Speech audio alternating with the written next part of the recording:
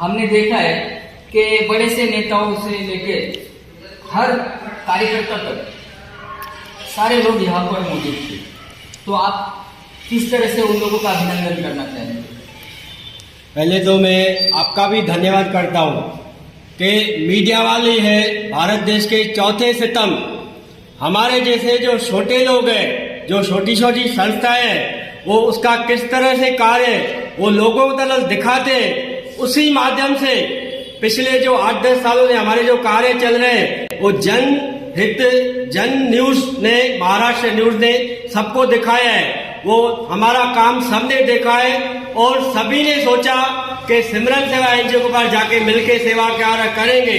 तो उसी विषय से हम ये कहना चाहते हैं कि पिछले 10 सालों से हमने ये घोषणा की थी कि किसका भी जन्मदिन हो तो सिमरन सेवा एनजीओ के साथ में मिलकर करें। तो बहुत ही सारे गणमान्य नेता हैं, बड़े बड़े लोग हमारे सिमरन सेवा एनजीओ में अपना जन्मदिन मनाते और सेवा करते।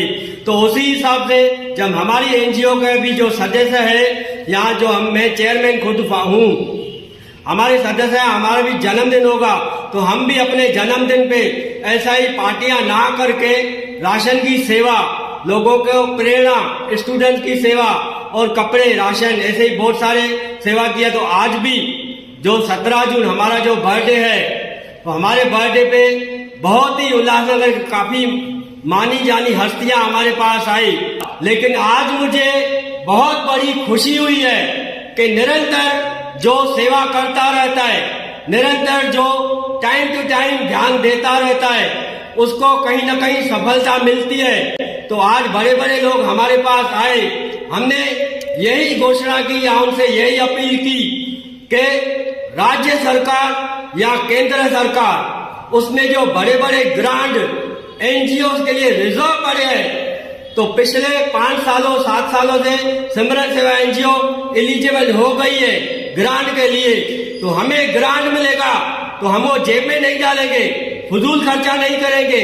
वो ग्रांट जो हमारे प्रोजेक्ट के हिसाब से ग्रांट बना है वो स्टूडेंट्स के लिए, जिसको हायर एजुकेशन चाहिए, बड़े बड़े ऑफिसर बनेंगे। हमारे स्टूडेंट विदेशों में जाके पढ़ते हैं और विदेशों में ही सेटल हो जाते हैं, वहाँ की इकोनॉमी जीडीपी बढ़ाते।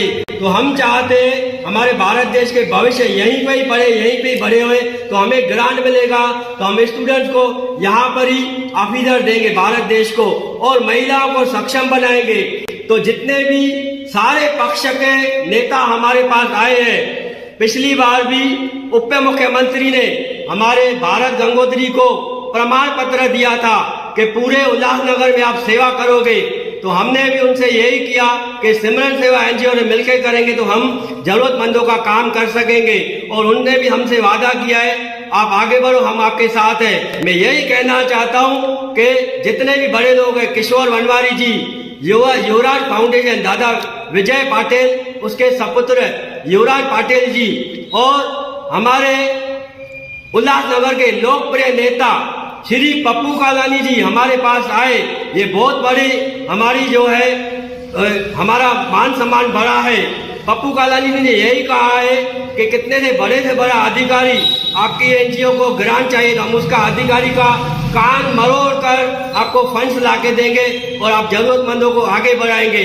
उसी हिसाब से हम ये कहना चाहते हैं कि राजनीति वालों को भी हमने सेवा भावना से देखा है। उस हिसाब से राजकुमार शर्मा ने भी मोदी सरकार में अपना पद लिया है सेवा करने के लिए, क्योंकि हमने देखा है पिछले 10 सालों से जो हमारे मोदी सरकार की जो सरकार है वो सेवा के लिए बनी है। तो उसी हिसाब से जो भी हमें सेवाएं मिलेगी, ग्रांट मिलेगा, तो हमारे उल्लासनगर के जो देशिंग अध्यक्ष है श्री प्रदीप रामचंदानी जी और उसकी पूरी टीम, प्रभारी शेरी लुंड जी, उन सबको मिलकर हमने यही अपील की कि हमें ग्रांट लाके दीजिए, क्योंकि सरकार आपके साथ है। सरकार आपके साथ है तो मुझे इतना भटकना नहीं पड़ेगा और हमें ग्रांट मिलेगा। तो मैं 100% मैं आपसे वादा करता हूँ हर उल्लासनगर को सक्षम बनाऊंगा, क्योंकि भारत देश के प्रधानमंत्री ने यही कहा है कि 2047 में हमारा भारत देश सक्षम बनेगा। तो हमने भी यही सोचा है कि अच्छी प्रेरणा है।